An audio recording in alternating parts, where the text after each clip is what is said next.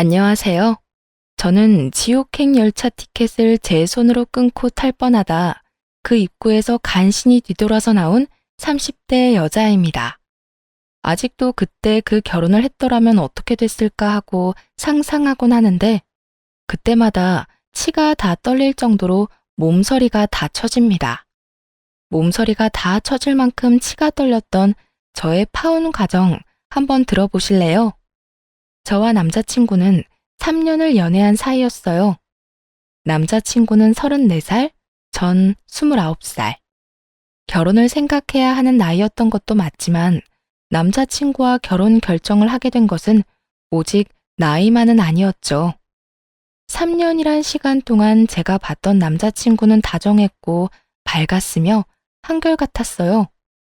훗날 이런 남자가 내 아이의 아빠가 된다면 더없이 좋겠다는 생각을 하는 순간들이 많았고 그런 생각들이 짙어질수록 결혼이라는 단어가 낯설지 않게 느껴졌습니다. 그런 저의 생각들이 얼마나 잘못된 생각이고 크나큰 착각인지 알게 된 것은 그리 멀지 않은 어느 날이었죠. 저와 남자친구는 결혼 약속과 함께 식을 올릴 시기까지 생각하고 있었어요. 하지만 결혼 이야기가 오갈 당시 예비 시부가 오랜 지병으로 인해 돌아가시는 바람에 결혼은 자연스럽게 1년이 미뤄지게 되었어요. 그렇게 시간이 흐르고 다시 결혼 이야기가 나오고 있었고 미뤄진 만큼 저흰 서두르기로 했죠. 남자친구는 외동이었는데 예비 시모는 장례식장에서 잠시 인사만 나눠봤을 뿐 제대로 만나 인사를 나눈 적이 없었어요. 상견례를 하기 전 한번 뵙기는 해야 한다는 생각은 가지고 있었는데 그 기회는 생각보다 빨리 찾아왔습니다. 본격적인 결혼 이야기가 오가면서 진지하게 현실적인 부분에 대해 이야기를 나눴어요. 그간 두루뭉술하게 이야기를 나눈 적은 있었지만 이토록 하나부터 열까지 각 잡고 이야기를 나눠본 것은 처음이라 묘한 긴장감이 다 들더군요. 그렇게 시작된 이야기는 가장 중요한 집부터 시작됐어요. 자기랑 나랑 가진 돈으로 집은 어느 정도 해결되지 않을까? 물론 대출은 조금 껴야겠지만 이 정도 대출은 둘이 갚으면 금방일 것 같은데 어때? 괜찮긴 한데 사실은 우리 엄마가 신혼집으로 미리 마련한 집이 있다고 하시더라고. 자기만 괜찮다면 거기는 어때? 아, 정말? 집을 사서 오라는 것도 아니고 사두신 집이 있다는데 뭘 물어. 그냥 감사합니다 하고 들어가서 살면 되지. 그러면 내가 가정가구 마련하면 되지? 남는 돈은 어머니 드리든가 하자. 그러면 일단 집부터 좀 봐야겠네. 분위기도 좀 봐야 하고. 수리할 곳이나 인테리어 필요한 곳 있으면 미리미리 해야 하니까. 아무래도 그렇겠지. 그러면 내가 엄마한테 정확한 위치 물어볼게. 사실 나도 자세히 못 들어서 정확한 위치는 몰라서 말이야. 응. 그러면 저녁에 연락해줘. 그렇게 저흰 집은 미뤄두고 다른 이야기를 나누며 의견을 조율해갔고 생각보다 그 과정은 순조로웠어요. 결혼이 미뤄진 1년 동안 알게 모르게 나눴던 이야기들이 있어서도 그랬고 웬만한 부분은 모두 저에게 맞춰주려 남자친구가 노력한 덕분도 있었죠. 만족스러운 대화를 끝내고 집으로 돌아와 있으니 남자친구에게 연락이 왔고 돌아오는 주말에 예비 시모와 함께 집을 보러 가자더군요. 그렇게 약속된 주말이 왔고 만나기로 한 카페로 갔더니 오기로 한 남자친구는 보이지 않고 남자친구와 똑 닮은 예비 시모만 절 기다리고 있더군요. 어찌나 닮았는지 한 번도 본 적이 없던 예비 시모를 한눈에 알아봤고 예비 시모 역시 저를 사진으로 많이 봤던 터라 저를 보며 미소를 지어 보이더군요. 그렇게 저흰 헤매는 일 없이 서로를 마주하게 되었고 남자친구도 없이 예비 시모와 본격적인 인사를 나누게 되었어요. 그때 장례식장에서 보고 긴가민가 했는데 만나서 반갑네. 사진보다 실물이 훨씬 예쁘구나. 아니에요. 어머님이야말로 너무 아름다우신걸요? 어쩌면 이렇게 동안이세요? 저 깜짝 놀랐어요. 고마워. 아, 우리 아들은 회사에서 갑자기 연락이 와서 급히 나가더라고. 워낙 정신없이 나가길래 내가 너 만나면 이야기 전해줄 테니 여긴 신경 쓰지 말고 우선 급한 일이나 처리하라고 했어. 그러니 연락 안 줬다고 섭섭해하지 말고. 아, 그럼요. 그럴 수도 있죠. 이렇게 칭찬으로 말문에 포문을 연 저희는 분위기를 좋게 이어나가려고 했지만 이따금씩 찾아오는 정막은 어쩔 수 없더군요. 또다시 찾아온 정막에 마른 침만 삼킬 때쯤 예비 시모는 곧잘 마시던 커피를 내려놓더니 먼저 말을 꺼내더군요. 이야기 다 들었지? 집은 그렇게 하기로 했고 가정가구는 알아서 준비하면 될 것 같아. 그리고 번거로운 절차나 형식은 다 생략했으면 하는데 괜찮지? 아들한테 들으니 요즘엔 그렇게 하는 게 트렌드라고 해서 말이야. 조금 의아했어요. 다 생략하는 게 좋겠다고 생각은 했지만 남자친구의 말론 아무래도 자신이 외동이라 엄마가 제대로 격식 차리고 싶어 할 수도 있다는 이야기를 들었던지라 그렇게 하는 것도 나쁘진 않겠다고 생각했거든요. 그런데 그런 예비 시모의 입에서 생략하자는 말이 나오니 의아할 수밖에요. 제가 의아함을 감추지 못하고 있으니 시모는 오해를 했는지 이런 말까지 하기 시작했어요. 아, 혹시 혼수가 부담스러우면 정말 최소한으로 꼭 필요한 것만 채워 넣어도 되니 너무 부담 가지지 마라. 살면서 필요한 게 있다 싶으면 내가 채워줄 테니. 아, 아니에요. 저도 그간 모은 돈이 있어서 그 정도는 충분히 할 수 있어요. 마음만으로도 감사해요. 전 손사래까지 치며 아니라고 했고 예비 시모는 그런 저를 보며 인자한 미소를 보였어요. 그 후로도 많은 대화를 나눴고 전 생각보다는 예비 시모가 괜찮은 분 같다는 생각을 하며 신혼집으로 향하게 되었죠. 그런데 신혼집에 가까워지면 질수록 참 이상하더군요. 분명 남자친구와 제가 살게 될 신혼집으로 간다고 들었는데 예비 시모의 차는 남자친구의 집을 향해 달리고 있었으니까요. 이윽고 예비 시모의 차가 멈춰선 곳은 다름 아닌 익숙한 아파트의 지하 주차장이었어요. 제가 매번 남자친구를 기다렸던 아파트 입구였죠. 3,000세대가 넘는 아파트였는데 심지어 그 집과 같은 동에 살게 된다는 걸 깨달았을 땐 이게 무슨 상황인가 싶더군요. 일단 전 아무 말도 하지 않고 엘리베이터에 몸을 실었고 엘리베이터가 같은 층에 멈춰섰을 땐 당혹스러움을 감출 길이 없었습니다. 그런 제 표정을 본 시모는 걱정하지 말라는 말과 함께 이렇게 말하더라고요. 아, 무슨 생각하는 줄 알겠는데 같이 사는 건 아니니까 그런 걱정은 하지 마렴. 이렇게 말한 시모가 빙그르 웃으며 바로 옆집의 문을 여는데 솔직히 지금 뭐 하자는 건가 싶더라고요. 이건 거의 같은 집에 산다고 봐야 무방하지 않을까요? 같은 아파트, 같은 동인 것도 모자라 옆집이라는 사실을 정말 남자친구가 몰랐을까 하는 생각과 함께 이 난관을 어떻게 헤쳐나가야 하나 당황스럽기만 했죠. 사실 혼자 되신 지 1년밖에 되지 않는 예비 시모를 생각해 신혼집은 되도록이면 예비 시댁에서 가까운 곳에 마련하는 것도 괜찮겠다는 생각은 했었거든요. 하지만 그건 어디까지나 가까운 곳이지 이렇게 같이 살다시피 하는 곳은 전혀 아니었어요. 그렇게 정신을 차려보니 집 아니었고 도저히 표정 관리가 되지 않았던 저는 일단 화장실에 도망치다시피 들어와 버렸어요. 거울을 보니 제 표정이 정말 가관이더군요. 그 순간 배에서 익숙한 고통이 느껴지며 직감적으로 한 달에 한 번 걸리는 마법의 날이 시작됨을 알게 되었어요. 하필 가방은 거실에 두었고 얼른 가방에 넣어둔 위생용품을 찾기 위해 조용히 화장실 문을 열고 나갔죠. 거실 쪽 베란다에서 창밖을 바라보며 예비 시모가 통화를 하고 있더군요. 중요한 전화라 굳이 베란다에서 통화하나 보다 싶어 조용히 가방만 꺼내가려고 했는데 그 순간 아들이라는 단어를 듣고 저도 모르게 귀를 쫑긋 세우고 말았어요. 아들, 그렇지 않아도 집 보여주고 있어. 반응? 어쩌기는 뭘 어때? 내 생각대로 입이 찢어지게 좋아하고 있어. 뭐, 집도 넓고 좋으니 자기가 안 좋아하고 배겨?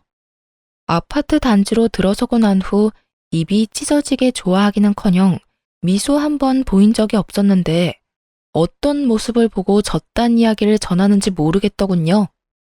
그 이야기만으로도 충분히 어이가 없는데 더 어이없는 말들이 제 귀에 들리기 시작했어요.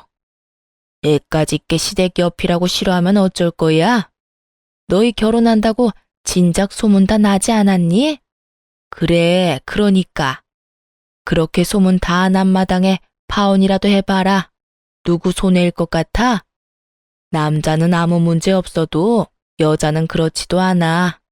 온갖 추잡한 소문은 다 끌어안고 살아야 할 텐데 자기가 결혼 안 하고 배기겠어?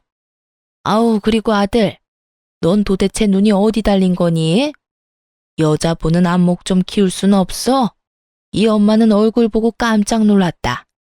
명색에 우리 집 며느리 된다는 애 꼴이 그게 뭐야 도대체?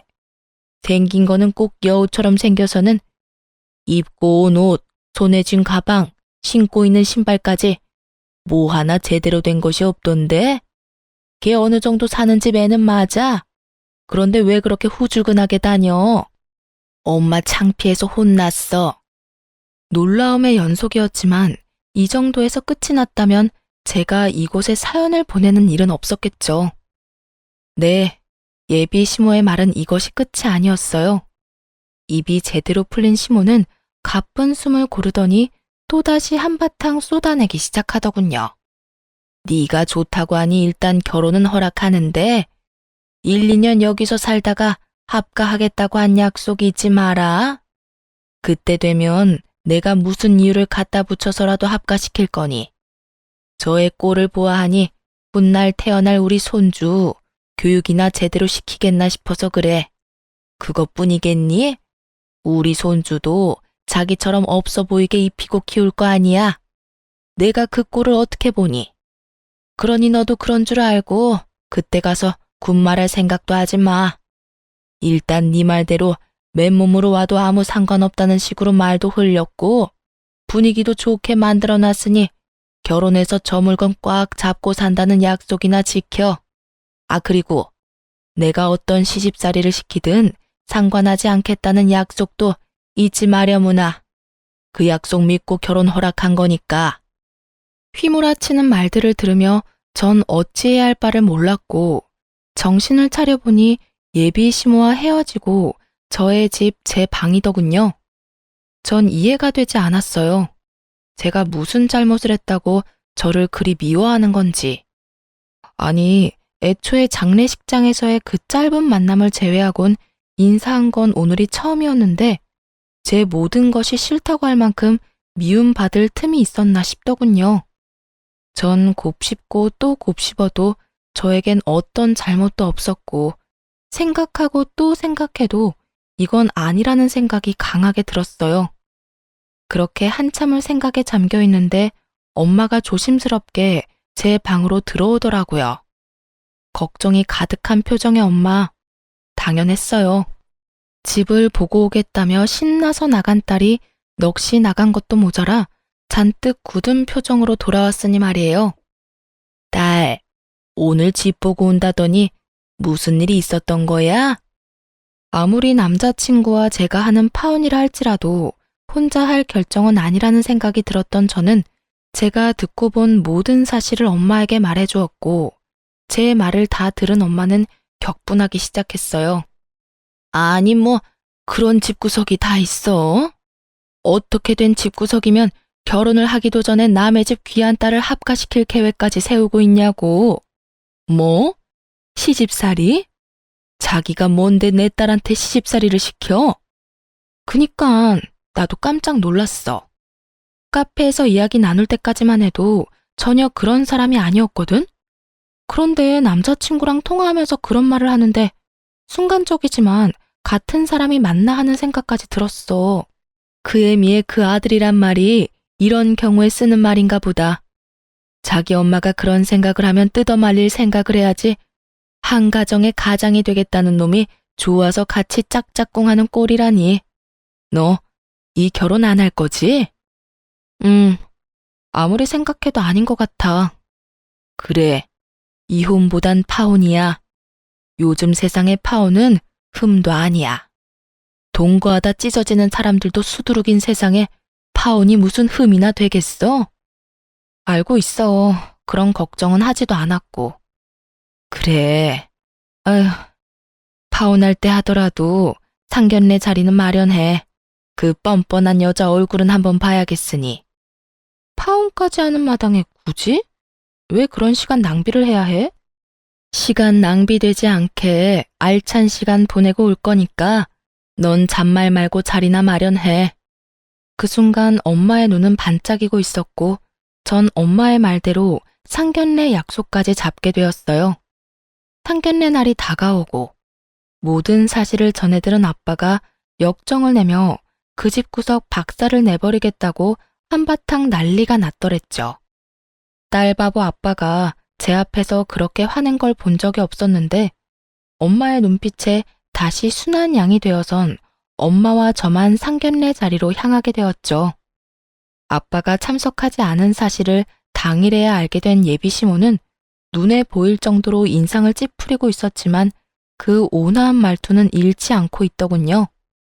엄마는 예비 시모의 모든 말들을 건성으로 대답한 채 주문을 했고 주문을 마친 엄마는 준비한 말들을 쏟아내기 시작했어요. 애들 신혼집 이야기는 들었습니다만 제 생각엔 34평은 좀 작은 것 같네요. 그러지 말고 이렇게 하는 건 어떨까요? 저희도 놀고 있는 집이 한 채 있는데 그 집에서 애들 시작하게 하는 걸로요. 엄마는 손을 닦고 있던 물수건을 내려놓으며 말했고 시모는 당황한 듯 눈썹을 들썩이며 답을 하더군요. 예?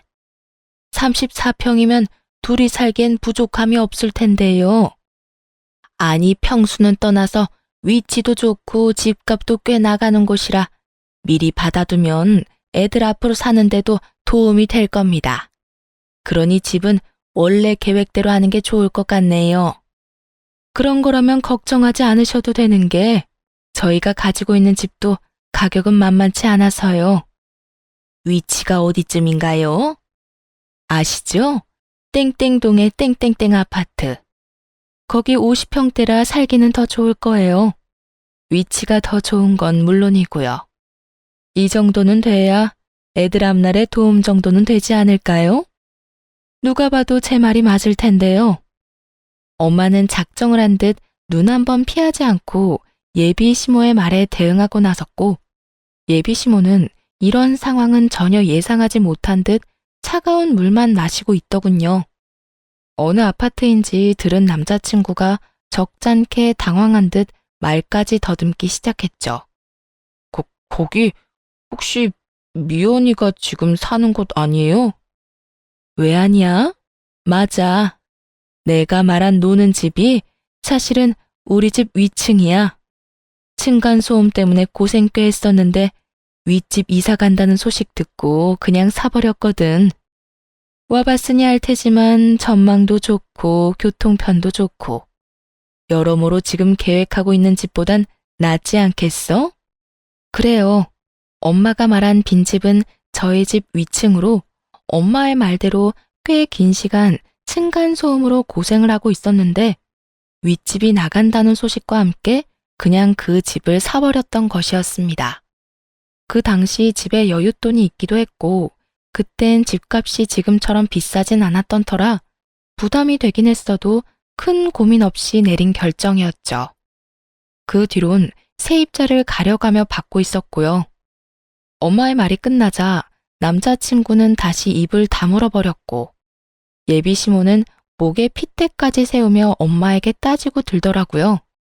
그건 완전 처가살이와 마찬가지 아닌가요? 제 아들이 뭐가 모자라서 처가살이를 해야 하는 건가요? 왜 우리 귀한 외동아들이 처가살이를 해야 하냐고요? 목에 핏대까지 세우며 노발대발하는 예비 시모와는 달리 엄마는 무서울 정도로 평정심을 유지하며 말을 했어요. 자식이 하나든 둘이든 기약인 매 한 가지인데 왜 우리 딸은 그딴 집에서 살게 하려고 했나요? 시집살이나 다름없는 그딴 집에서 말이지요. 엄마의 말에 예비 시모는 코웃음을 치며 이렇게 말하더군요. 그거야 남자하고 여자하고 같나요?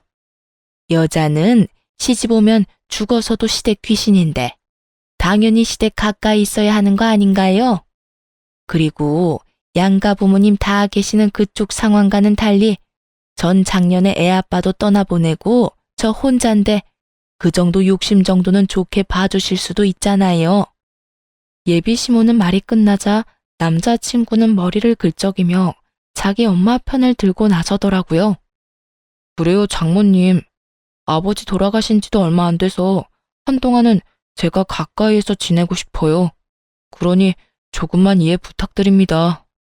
제가 장모님 소중한 딸 귀히 여기고 아끼며 잘 살겠습니다. 귀히 여긴다는 말을 듣고 있는데 저도 모르게 피식 웃음이 터져나오고 말았어요. 귀히 여겨? 한동안? 너는 한동안이 한평생이야? 1, 2년만 살다가 너희 집으로 합가할 거란 말은 왜 쏙 빼? 내가 싫든 좋든 무조건 합가할 계획까지 다 세웠잖아. 그게 무슨 말이야? 합가라니. 그런 계획은 세운 적도 없고 생각해 본 적도 없어. 뻔히 다 알고 있는데 절대 아니라고 발뺌을 해대는 남자친구를 향해 무서운 표정을 한 엄마가 또박또박 큰 소리로 말했어요. 절대 아니라고 하니 우리가 말하는 집에 들어와서 살아도 상관없지. 사돈 될 집이나 남편 될 놈이나 하고 있는 꼴을 보니 내가 안 되겠다 싶어서 그래. 가진 건 쥐뿔도 없으면서 거치장 하는 데만 정신이 팔려서는 내가 딱 보아하니 지방 거덜내는 건 시간 문제일 것 같아서 그래. 아, 그리고 앞으로 태어날 손주도 걱정이지. 그딴 집에서 애 교육이나 똑바로 하겠어? 아무래도 걱정되어서 내가 옆에다 끼고 키워야지 원. 둘은 익숙한 말을 그대로 돌려받은 후에야 비로소 그때 제가 듣고 있었던 걸 눈치챘더라고요. 남자친구는 안절부절 못하고 제 눈치를 살피는 반면 시모는 붉어진 얼굴로 저를 쏘아보며 묻더군요. 다 들었던 거니? 네, 공교롭게도 다 들어버렸네요. 시집살이를 호되게 시킨다는 말까지 다 들어버렸는데 어쩌죠? 전 추후도 그 호되다는 시집살이를 당해줄 생각 따위는 없어서요.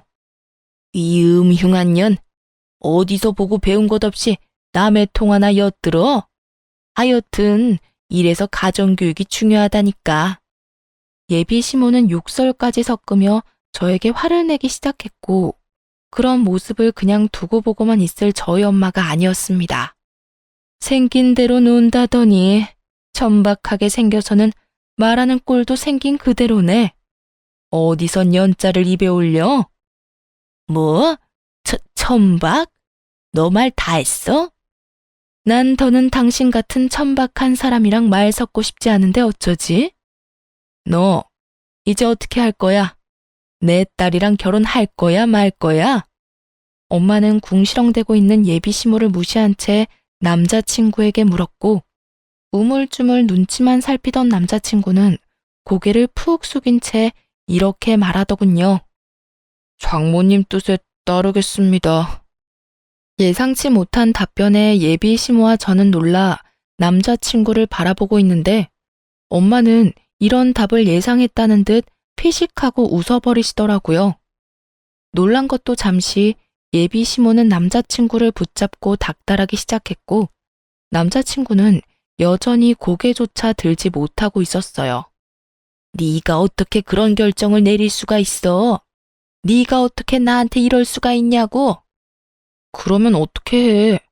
엄마한텐 미안하지만 나 미연이 정말 많이 사랑한다는 말이야. 이 결혼 꼭 하고 싶어. 그러니까 엄마가 이해 좀 해줘. 미안해. 상황은 흥미롭게 흘러갔고 엄마는 여전히 얼굴에 미소를 띠며 저에게 결정권을 넘겨주더군요. 미연아, 이제 네가 결정해. 네 남자친구는 자기 엄마를 등지는 한이 있어도 너랑 결혼은 하겠다는데 넌 어떻게 하고 싶어? 그제야 엄마의 알찬 시간을 보내게 해주겠다는 말이 이해가 되며 제 얼굴에도 미소가 걸리더군요. 전 엄마와 마찬가지로 얼굴에 미소를 띠며 주저없이 대답했어요. 파혼하고 싶어. 난 저 인간이랑 결혼할 생각 전혀 없어. 내가 미쳤어? 지옥길이 분명한데. 알면서도 발을 담그게? 진심이었습니다.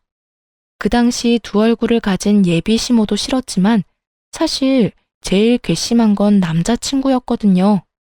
모든 사실을 알고도 나를 속이고 결혼하려던 남자친구는 도저히 용서도 되지 않을 뿐더러 한 번 한 거짓말이 두 번, 세 번은 못하겠냐고요. 시집살이 시키려는 시모와 온갖 거짓말로 엄마 편만 들여는 남편의 모습이 뻔히 그려지는데 제 앞날을 알고도 파혼을 선택하지 않을 이유는 없더라고요. 자기야, 파혼이라니. 우리 3년이나 만났어. 그런데 이제 와서 이런 일로 무슨 파혼이야? 내가 자기 뜻대로 다 한다니까. 그러니까 제발 마음 한 번만 돌려줘. 야, 돌리긴 뭘 돌려? 이딴 년 나도 싫다. 감히 어디서 네가 뭔데 내 아들한테 파혼을 운운해? 내가 뭐긴 뭐예요? 이 파혼의 당사자죠. 그러니까 아줌마보단 내가 파혼을 입에 올리는 게 좀 더 당연한 일이 아닐까요? 그리고 아줌마, 나도 싫어요. 나도 아줌마같이 몰상식한 사람이 내 시어머님이 되는 거 죽기보다 끔찍하다고요. 뭐? 아줌마? 끔찍해? 너 지금 말 다 했니? 다 하진 않았는데 그만하려고요. 더 해봤자 뭐하나 싶고 더 해봤자 내 입만 아픈 일 아니겠어요? 인연이? 이윽고 흥분이 최고조에 다다른 예비 시모는 제 얼굴에 물을 부어버리더군요. 차가운 물이 제 얼굴을 적시고 물이 한 방울씩 뚝뚝 떨어지던 그때 이때껏 단 한 번의 흥분도 하지 않고 평정심을 유지하던 엄마가 그 자리에서 벌떡 일어나 똑같이 물을 끼얹으며 소리를 질렀어요. 이 미친 여자가 기어코 내 딸한테? 이 여자가 어딜 감히? 너 미쳤어? 미친 건 너지. 어디 내 딸한테 물을 끼얹어 물을. 내가 생각 같아선 오물이라도 끼얹고 싶은데 화장실이 멀어서 참는 줄 알아. 엄마는 제 손을 잡은 채 그 자리를 박차고 나와버렸고 전 그렇게 파혼을 하게 되었습니다. 그 뒤로 남자친구였던 인간에게서 가끔 자니? 라는 소름 끼치는 연락이 오곤 했지만 그 연락이 2번이 넘어갈 무렵 차단을 함으로써 연락은 오지 않았죠. 그 대신 그놈이 집으로 찾아오기 시작하더라고요. 대꾸도 하지 않으면 찾아오지 않겠거니 했는데 끈질긴 전 남자친구 놈은 하루 이틀도 아닌 일주일을 찾아오더군요. 그쯤 되자 지긋지긋한 것을 넘어 미칠 지경이더라고요. 1초도 마주하고 싶지 않은 인간이 하루 중 제일 기쁜 저의 퇴근길을 망치고 있었으니까요. 일주일을 넘기던 날, 전 이대로는 안 된다는 생각이 들었고, 제 팔을 붙잡고 매달리는 전 남자친구를 마지막으로 상대해 주기로 결심했죠. 할 말 있으면 빨리 해. 나 피곤하니까. 미연아, 드디어 내가 보이는 거야? 나한테 다시 기회 주는 거야? 기회를 주는 게 아니라 다신 찾아오지 말라고 마지막으로 들어주는 거야. 그러니 할 말 있으면 빨리 해. 미연아, 우리 정말 이렇게 헤어질 거야? 정말 이대로 끝낼 거야? 그러니까 제발 찾아오지 마. 부탁이야. 그 순간 갑자기 무릎까지 꿇고 애걸복걸하며 지저분하게 굴더라고요. 그래서 저는 당장 그 사람 엄마에게 전화를 걸었어요. 어머, 네가 웬일이니? 나한테 전화를 다 하고. 행여나 잘못했다고 빌 생각이면 하지 말거라. 네가 이제 와서 울고불고 빈다 해도 난 너 받아줄 생각 없다. 저도 그럴 생각은 없고요. 얼른 와서 그 잘난 아들 좀 데리고 가세요. 어딘지는 알죠? 일주일을 넘게 와서 무릎까지 꿇고 울고불고 비는데 정말 미칠 지경이라고요. 저의 말에 전화를 끊어버리고는 정말 비행기라도 타고 온 것인지 순식간에 모습을 드러내더군요. 너 당장 못 일어나? 이게 도대체 무슨 꼴이야? 네가 뭐가 부족해서 이딴 애한테 무릎까지 꿇어? 무슨 소리를 하든 전 남자친구는 미동도 없이 앉아 있었고 이윽고 아줌마의 비난은 저를 향하고 있었어요. 네 년 때문이야. 내 아들이 이렇게 망가진 건 다 네 년 때문이라고. 제가 정말 단 하나도 이해가 되지 않아서 그러는데 왜 이 모든 게 내 탓이 되는 걸까요? 내가 이 사람 불렀어요? 내가 이 사람 강제로 무릎이라도 꿇렸어요? 난요, 연락 받는 것도 싫어서 차단까지 했는데 직접 그것도 일주일씩이나 찾아와서 구질구질하게 매달린 건 이 사람이라고요. 인연이 오늘 너 죽고 나 죽자. 내가 너 오늘 가만 안 둘 거야. 온갖 고상이란 고상은 다 떨어대던 전 예비시모는 고함을 지르며 제 머리채를 휘어잡았고 파혼도 했겠다. 더는 참고 있을 필요가 없었던 저 역시 인정사정 없이 그 머리채를 잡아버렸어요. 개판도 그런 개판이 없었죠. 딸뻘 되는 제 머리채를 잡은 아줌마나 엄마뻘 되는 아줌마의 머리채를 잡은 저나 남들이 보기엔 독인 개긴인 상황이었습니다. 몸으로 번져버린 저희의 싸움에 전 남자친구가 일어나 말려봤지만 흥분한 두 여자를 뜯어내기엔 역부족이었고 계속된 싸움에 결국 집에 있던 엄마까지 뛰어나오게 되었어요. 엄마의 목소리가 들리자 저는 그 아줌마의 손을 확 꺾어버리며 바닥으로 밀쳐버렸어요. 그 순간 엄마가 고이 들고 온 양동이를 두 사람에게 붓고는 이렇게 말했어요. 내가 경고했지? 오물을 뿌리고 싶은 걸 겨우 참고 있었다고. 그 양동이는 저희 집 강아지가 싼 소변 패드를 푹 담아놓은 오물이었어요. 엄마는 결국 바라던 대로 오물을 두 사람에게 끼얹어 버렸고 오물을 뒤집어 쓰게 된 두 사람은 고함을 지르더군요. 이게 뭐야? 엄마, 이거 오줌 찌른 애 아니야? 왜 아니야? 이 여자가 진짜 미쳤나? 왜 사람한테 오줌물을 뿌려? 두 사람의 표정과는 상반되게 엄마는 승리에 취한 표정을 짓고 있었고 제 손을 꽉 잡으며 이렇게 말하더군요. 그러게, 왜 찾아와서 이 난리야? 내 딸이 싫다는 말 못 들었어? 내 딸이 우스워? 네 딸이 얼마나 질질 흘리고 다녔으면 내 아들이 이랬겠어.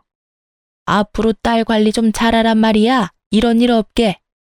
이 무슨 억지스러운 말인지 모르겠더군요. 투명인간 취급을 해도 찾아와서 귀찮게 군 인간이 누군데 저딴 말을 짓거리는 건지. 입으로 나온다고 해서 다 말이 아니란 걸 그날 처음 알았지 뭐예요? 더불어 사람 입에서도 개소리를 할 수 있다는 사실도요. 엄마는 코웃음을 치며 말했습니다. 까고 있네 정말.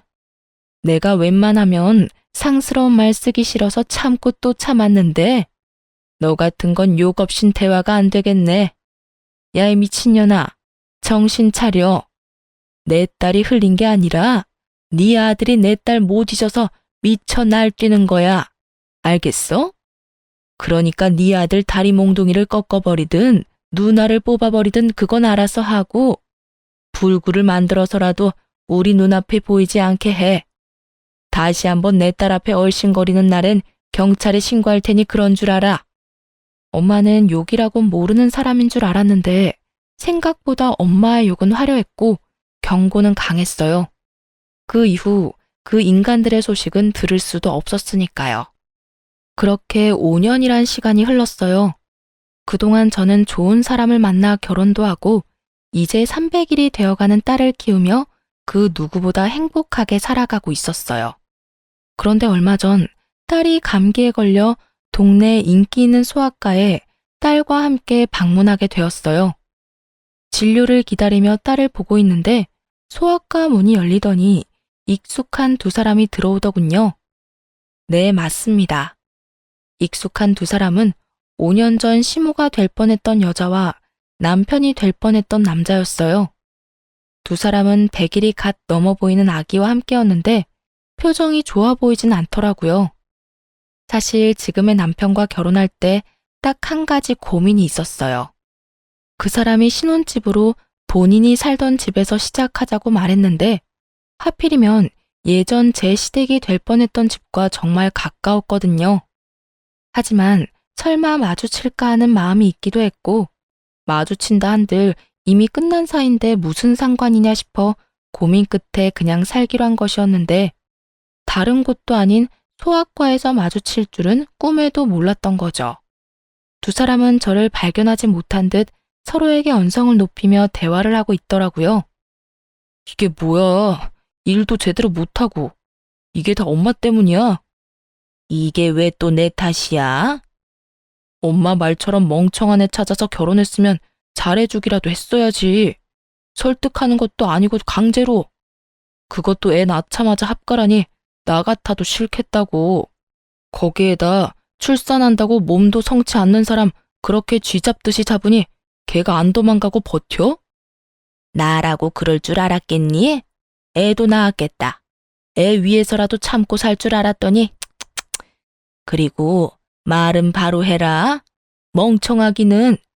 멍청한 애가 이혼할 때 위자료를 그렇게나 뜯어간다니? 애도 딱 주고 가는 거 봐. 보통 내기가 아니라고.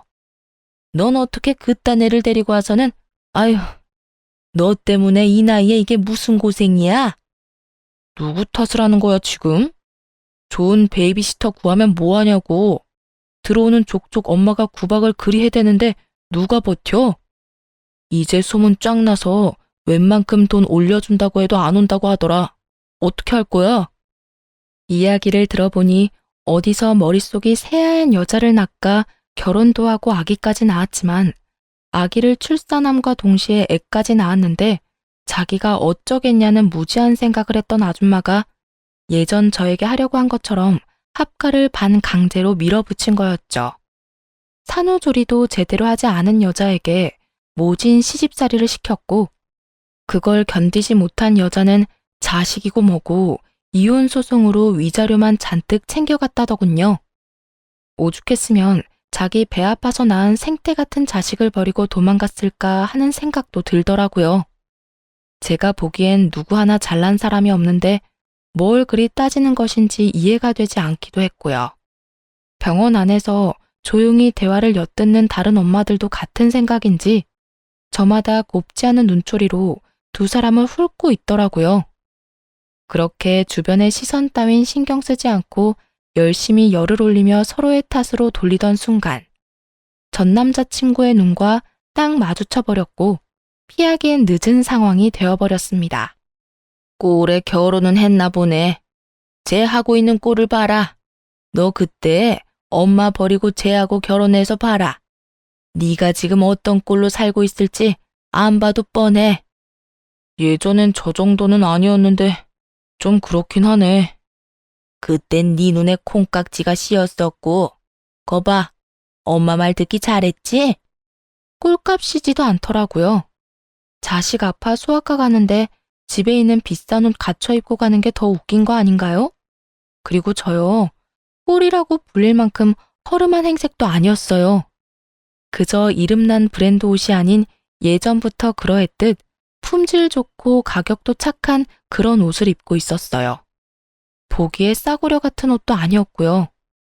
거기에다 상견례를 할 당시 꼴 같지도 않게 온몸에 명품을 휘두르며 자랑질하던 그쪽 집보다 낭비하지 않고 지내는 저희 집이 재산으로 보나 뭐로 보나 잘 산다는 것을 알았을 텐데 누가 누구 보고 꼴을 운운하는 것인지 이해가 되지 않더라고요. 또 한편으로는 참 여전하다는 생각도 들었고요.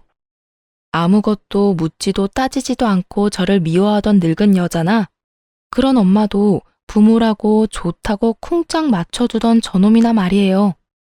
이런 저의 마음을 아는지 모르는지 한참을 제 귀에 다들리게 쑥덕대던 두 사람은 본인들의 차례가 되었는지 진료실로 들어가고 전 예약을 하지 않고 갔던 터라 두 사람보다 더 늦게 진료를 보고 병원을 나서게 되었어요. 딸의 감기가 심하지는 않다는 말을 듣고 보다 가벼운 발걸음으로 병원 나서는데 글쎄 그 두 인간이 병원 입구에 서성이고 있는 것이 아니겠어요? 제가 진료를 보기 한참 전에 진료를 다 보고 나가는 것을 봤는데 이때껏 그 앞을 서성이고 있다니. 정말 뭐하는 인간들인가 싶더군요. 뭐 반가운 얼굴이라고 굳이 얼굴을 내비치나 싶기도 하고요. 두 사람은 저의 예상대로 저를 기다린 것이 맞는 듯 눈을 반짝이며 오더군요. 그리곤 아직 하고 싶은 말이 남았는지 쉬지 않고 제 험담을 하기 시작했어요. 쟤 어떤 집에 시집 갔는지 뻔하다 뻔해. 보나마나 별 볼 일 없는 집에 시집 갔겠지. 제 성격도 성격이지만 그 정신 나간 여편네 고약한 성격에 어디 제정신 박힌 남자가 장가 왔겠어? 어디 멍청한 놈 하나 물어서 결혼했을 거야. 하긴 쟤 사귈 때도 성깔 보통 아니었어. 그나저나 같은 남자로서 제 남편 불쌍하네. 어쩌다 저런 애랑 결혼해서 애까지 낳았으니 이제 끝이지 뭐. 한평생 마누라 눈치도 모자라서 처가 눈치나 보고 살겠네. 넌 그런 애랑 결혼한다고 그 난리를 부린 거니? 엄마까지 버린다고 하면서? 에이 엄마, 그래서 결국 안 하고 엄마 곁으로 왔잖아. 지난 일은 묻어두자고요. 어찌되었든 내 옆에 제가 없다는 것만 기억하자고. 그래. 그때 파혼한 게 정말 천만다행이야. 정말 웃기지 않나요? 나이도 먹을 만큼 먹은 사람들이 그렇게나 할 짓이 없는 것인지, 이제 와서 저래봤자 뭐가 남는다고 저딴 짓거리나 하는 것인지, 하긴 저딴 인간들이니 애까지 낳은 여자가 도망까지 가지 않았겠어요? 거기에다 자신들이 한 일은 생각지도 않고 입에서 나오는 대로 짓거려대는 모습들이 점점 제 신경에 거슬리고 있던 참이었죠.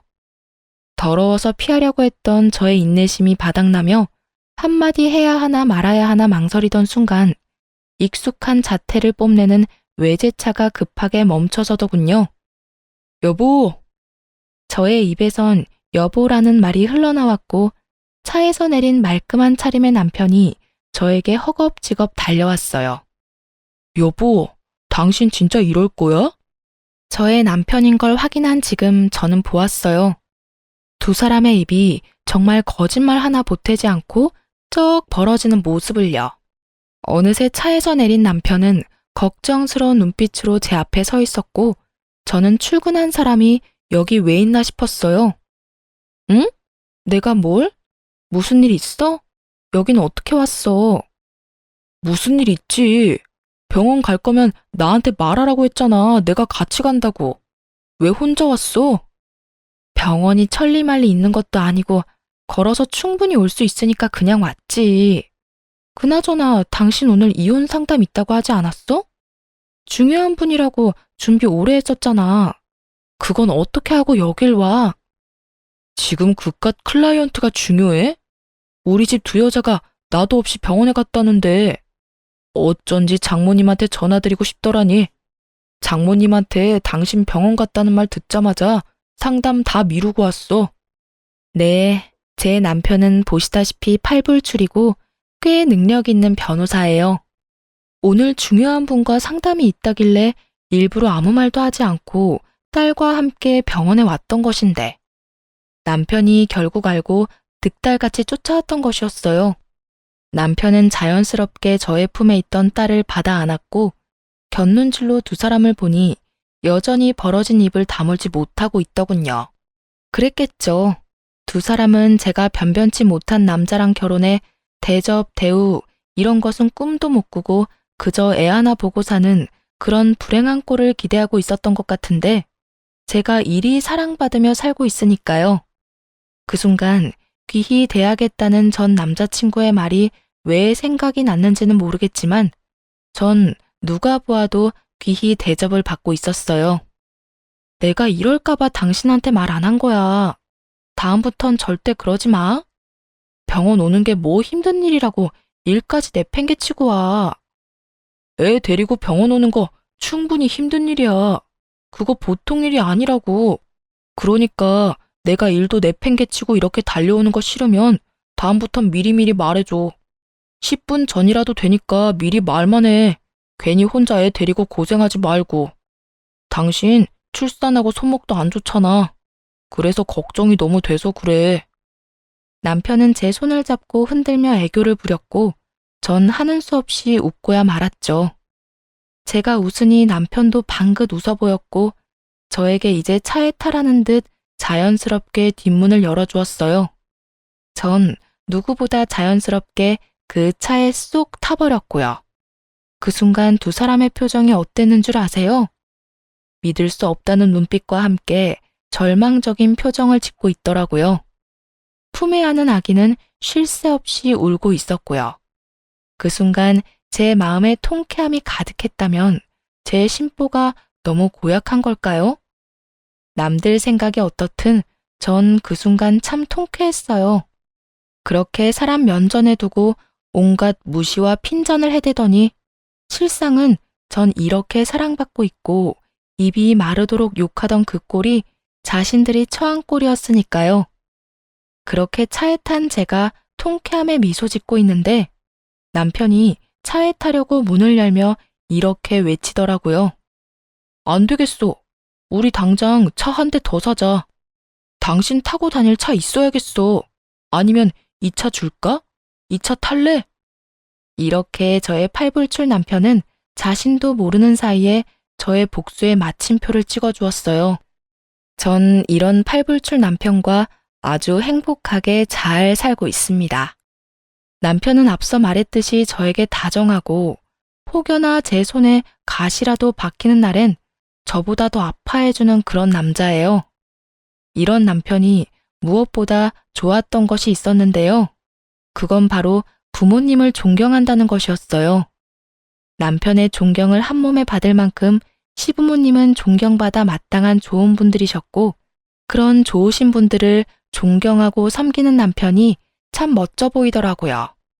그래서 저도 제 시부모님들을 존경하고 잘 섬기며 살아가고 있어요. 남편은 시부모님을 존경하는 만큼 저희 부모님께도 바쁜 시간을 쪼개고 쪼개 잘하려고 노력해 주더라고요. 가끔 저러다 잘못되겠다는 생각이 들 정도로 하루 24시간을 참 바쁘게 사는 사람인데 그런 사람이 저희 부모님까지 잘 챙겨주니 진심으로 고맙다는 마음이 들더군요. 저야말로 정말 똥차 가고 나면 벤츠 온다는 바람직한 예가 아닐까 싶네요. 근래엔 1년에 한 번씩은 시부모님과 친정 부모님을 모시고 여행을 다니곤 하는데 이 행복이 영원했으면 좋겠다라는 생각이 들 정도로 행복해요. 혹시나 저처럼 결혼을 앞두고 이건 아니라는 생각으로 결혼을 망설이고 계신 분들께 말씀드리고 싶어요. 모든 사람이 나와 퍼즐 맞추듯 맞춰질 순 없더라도 최소한 나와 맞춰지려고 노력은 해야 답이 있지 않겠어요? 전 도저히 맞춰지지 않는 사람이 시어머니가 될 뻔했던 사람이고 그렇기에 파혼을 하고 지금껏 이 선택을 후회하지 않습니다. 해볼 때까지 해봐야 후회가 없다는 말도 있던데 그 말도 틀린 말도 아니죠. 하지만 저처럼 굳이 구렁텅이란 걸 뻔히 알면서 내 발 더럽혀가면서까지 그 구렁텅이에 발을 담가볼 필요가 있을까요? 선택은 그 갈림길에 서 있는 분들의 몫이겠지만 저로서는 고개가 내저어지네요. 하여튼 모든 분들이 현명한 선택을 하시길 바라며 저의 긴 사연 들어주신 모든 분 감사합니다. 좋은 하루 되세요.